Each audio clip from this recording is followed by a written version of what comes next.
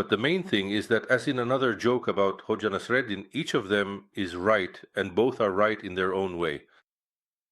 That is, on the one hand, we cannot ignore the fact that we have seen the triumph of Western weaponry, and to a large extent, Iran, armed with Russian and Chinese systems, could not offer any resistance in such a high-tech war. And in this sense, what Trump says is true. That is, if victories only had a military dimension, then he could well rest on his laurels. At the same time, we immediately saw the real-life limitations of all these military technologies.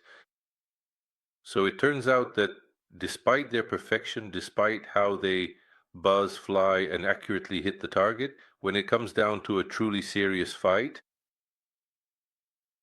as long as you don't control the territory and haven't planted your flag on some point there, the result is that you cannot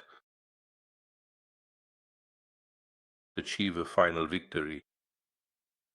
And in this sense, Iran, which endured all this, lost its army, sort of lost it, well, maybe 80 or 90% of its air defense system and so on.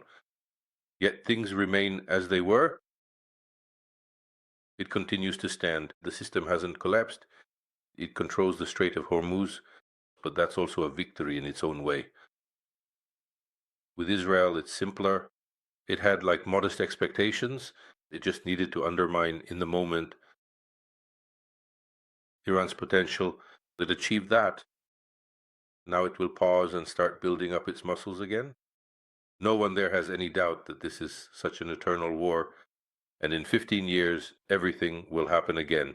But for 15 years, we'll just flap our wings.